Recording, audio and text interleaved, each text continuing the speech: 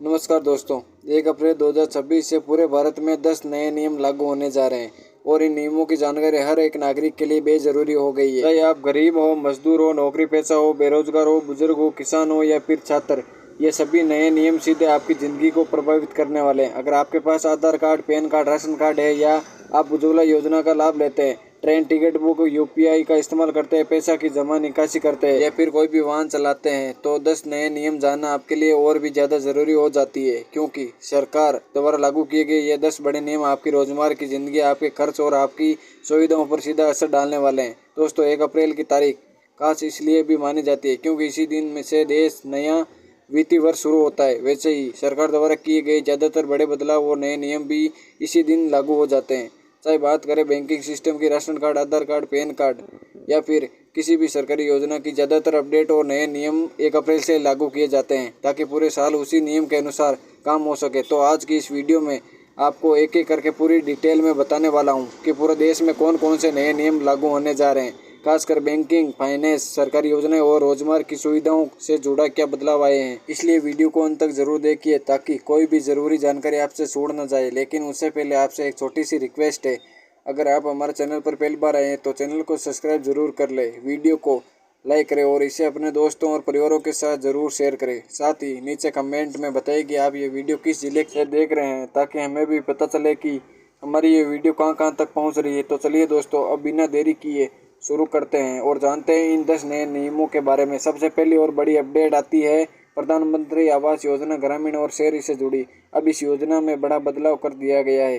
पहले जहां घर बनाने की सीमा लगभग 20 वर्ग मीटर तक थी, अब इसे बढ़ाकर 25 वर्ग मीटर कर दिया गया। यानी अब लाभार्थी पहले से बड़ा और बेहतर घर बना पाएंगे। इतना ही नहीं, सरकार ने इसमें मिलने वाली आर्थिक सहायता भी बढ़ा दी है। प्रधानमंत्री आवास योजना ग्रामीण के तहत अब लाभार्थियों को लगभग 1.80 लाख तक की सहायता दी जा रही है, जबकि शहरी योजना के अंतर्गत राशि बढ़ाकर 2.5 लाख से अधिक कर दी गई है। इसमें गरीब और मध्यम वर्ग के लोगों को अपना पक्का घर बनवाने में बड़ी राहत मिलने वाली है। अब दूसरी बड़ी अपडेट आती है आधार कार्ड को लेकर। अब लगभग हर सरकारी योजनाओं में आधार कार्ड का वेरिफिकेशन और लिंक होना अनिवार्य कर दिया है।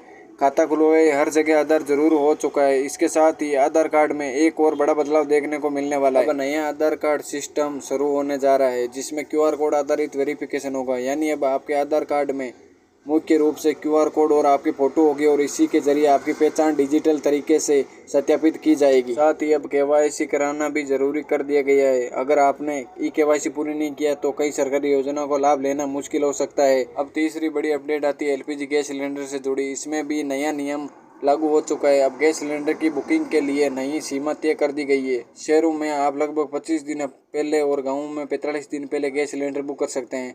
इसके अलावा अगर आप सब्सिडी का लाभ लेना चाहते हैं तो आपको आधार वेरिफिकेशन और बायोमेट्रिक प्रक्रिया पूरी करनी होगी। खासकर राशन कार्ड धारकों और गरीब परिवारों को अब लगभग 300 तक की सब्सिडी दी जा रही है, जो कि एक बड़ी राहत की बात है। अब चौथी बड़ी अपडेट आती है राशन कार्ड से जुड़ी। अब राशन कार्ड में KYC पूरी तरह अनिवार्य कर दिया गया है। अगर आपने KYC नहीं कराया तो आपका राशन बंद भी हो सकता है। इसके अलावा one nation one ration card योजना को लेकर मजबूत किया है। अब आप देश के किसी भी राज्य में जाकर अपने राशन कार्ड के जरिए राशन ले सकते हैं।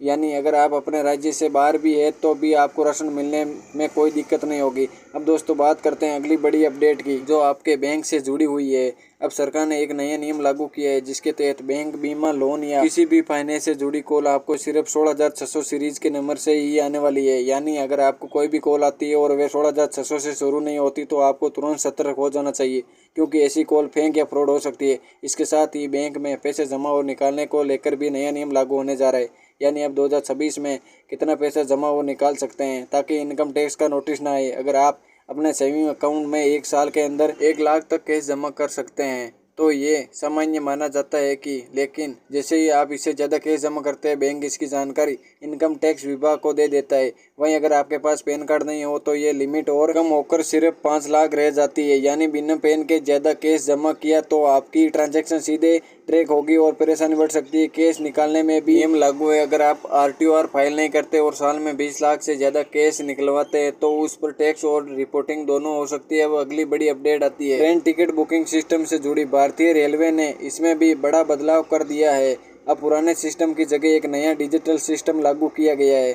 जिसमें आप नए मोबाइल एप्लीकेशन के जरिए टिकट बुक कर पाएंगे। इसके लिए सबसे पहले और आपको अपनी ऑनलाइन पहचान पूरी करनी होगी। इसके बाद आप उसी ऐप से जनरल टिकट, प्लेटफॉर्म टिकट और अन्य टिकट आसानी से बुक कर सकते हैं। अब बात करते हैं यूपीआई पेमेंट सिस्टम की, जहां एक और बड़ा सिक्योरिटी अपडेट लागू किया गया है। अब अगर आप कोई भी ऑनलाइन पेमेंट करते हो तो आपको डबल वेरिफिकेशन से गुजरना होगा, यानी पहले आपको पिन डालना होगा और कई मामलों में इसके बाद पासवर्ड या बायोमेट्रिक वेरिफिकेशन भी करना पड़ सकता है।